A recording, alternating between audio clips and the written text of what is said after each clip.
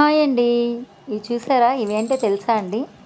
తంబకాయలండి. మేమైతే తంబకాయలు అంటారు. కొంతమంది చెమ్మకాయలు అంటారు. తమ్మకాయలు అంటారు. మా పక్క మేమైతే తంబకాయలు అని పిలుస్తామండి. ఇవి ఎప్పుడు పడితే అప్పుడు దొరకవండి. ఈ సీజన్లో మాత్రం దొరుకుతాయి. తంబకాయలు దొరికినప్పుడు తెచ్చుకొని కర్రీ చేసుకోవచ్చు. సాంబార్లో వేసుకుంటారు. మేమైతే ఎక్కువగా ఇలా పెరుగు ఆవ పెట్టుకుంటామండి. తంబకాయలు దొరికినప్పుడు ఇలా పెరుగావు పెట్టుకుంటే కనుక 1 ఇయర్ వరకు స్టోరేజ్ ఉంటాయి. ఆ ఊట రైస్లో కలుపుకోవచ్చు.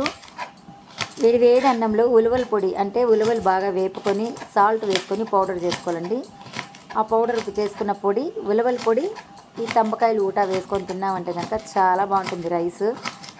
ఇలా తంబకాయలన్నీ క్లీన్గా కడిగి తుడిచేసుకొని ఇలాగ తరిగి ముక్కలు చేసి పెట్టుకోవాలండి. ఈ ముక్కలన్నీ చేసి పెట్టుకున్న తర్వాత ఊట కోసం ప్రిపేర్ చేసుకుంటాం. ఊట కోసం ఒక పేస్ట్ రెడీ చేసుకోవాలి. ఆ పేస్ట్ ఎలా చేసుకోవాలి ఇప్పుడు చూసేద్దాం. తంబకాయలు ఊట కోసం పుల్లటి పెరుగు 1 లీటర్ తీసుకోవాలండి. మనం 1/2 కేజీ తంబకాయలు తీసుకున్నామంటే కనుక 1 లీటర్ పెరుగు సరిపోతుంది. బాగా లీటర్ పెరుగు చిలుక్కొని 10 నుంచి 12 మిరపకాయలు, కాస్త పసుపు, ఇంగువ, 25 గ్రాముల నుంచి 30 గ్రాముల వరకు ఆవాలు తీసుకోవాలండి. ఇప్పుడు మనం మిక్సీ జార్లో 25 నుంచి 30 గ్రాముల ఆవాలు, అలాగే 10 నుంచి 12 ఎండుమిర్చి, మనం తినే కారం బట్టండి వేసుకోవచ్చు. కాస్తంత పసుపు, ఇంగువ, పసుపు, ఎండుమిర్చి, ఆవాలు అన్నీ వేసేసుకొని గ్రైండ్ చేసుకుందామండి. ఇప్పుడు మిక్సీ జార్లో ఇంగువ కూడా వేసేసుకుందాము. ఇవన్నీ వేసుకున్న తర్వాత కాస్తంత నీళ్లు వేసుకొని మిక్సీ జార్లో మిక్సీ పెట్టుకోవాలండి. మెత్తగా పేస్ట్ చేసుకోవాలి. మనం మిక్సీ జార్లో ఆవాలు, ఎండుమిర్చి, పసుపు, ఇంగువ వేసుకున్నాం. ఇవన్నీ పేస్ట్ అయిన తర్వాత మనకి రుచికి తగినంత ఉప్పు కూడా ఇప్పుడే మిక్సీ జార్లో వేసేసుకొని ఆ పేస్ట్ అంతా తంబకాయల్లో వేసేసుకుంటామండి. ఇప్పుడు చూసారా? తంబకాయల్లో మనం రుబ్బి పెట్టుకున్న పేస్ట్ అంతా వేసేసుకొని ఆ తర్వాత మనం ముందే చిలికి పెట్టుకున్నాం కదండి.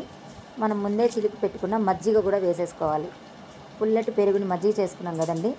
ఆ మజ్జిగ కూడా తంబకాయలు, మనం సిద్ధం చేసుకున్న మసాలా పేస్టు అన్నీ బాగా కలిపేసుకోవాలి.